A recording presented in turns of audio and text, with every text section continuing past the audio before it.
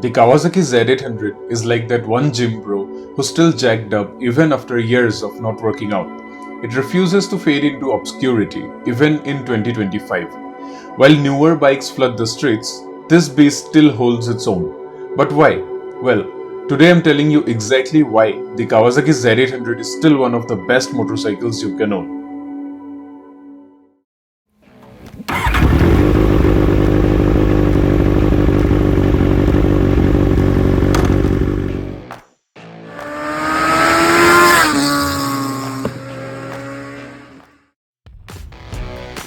What's up everyone, I'm Neil and welcome to my channel WanderNeel, where passion meets horsepower.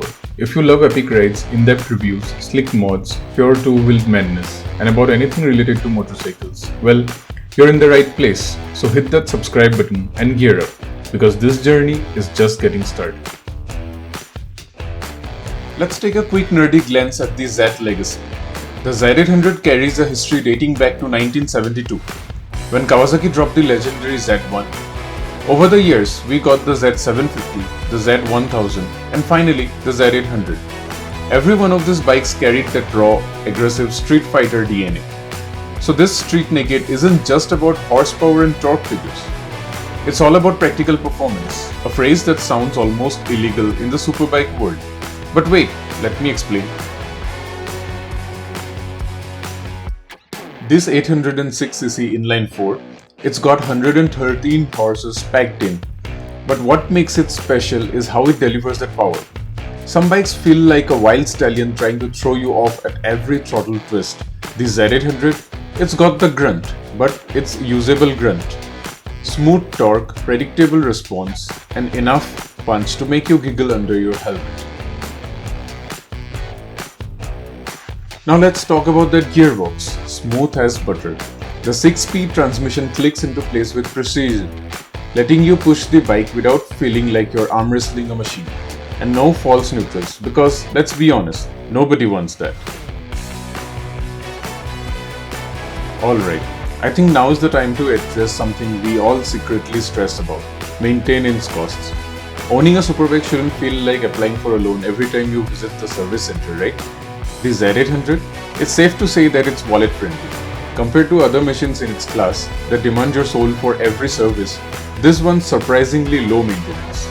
So what about spare parts available and the reliability? Rock solid. Basically, you save more money for fuel, road trips and weekend rides. Let's talk about exclusivity. You see S1000s, Ninjas, Street Triples and even a Z900 pretty much everywhere. But a Z800? That's rare. It's like spotting a pristine Yamaha RX100 in a world full of KTM dudes. People notice it, people respect it.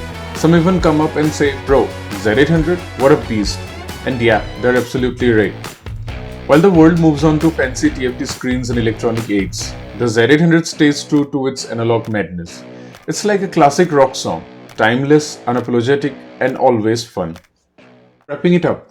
Should you still consider the Z800 in 2025? If you want a bike that's powerful but manageable, rare but reliable, and fast but not frightening, then yes, you should get one. What do you think?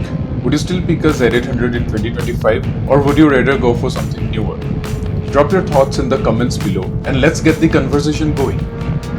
If you enjoyed this video, hit that like button and subscribe to WanderNeel for more real-world motorcycle content. And don't forget to tap on that bell icon so you never miss an upload. Until next time, keep the throttle open and always wear your helmet and riding gears while you're riding out there with your beast. This is Neil signing off.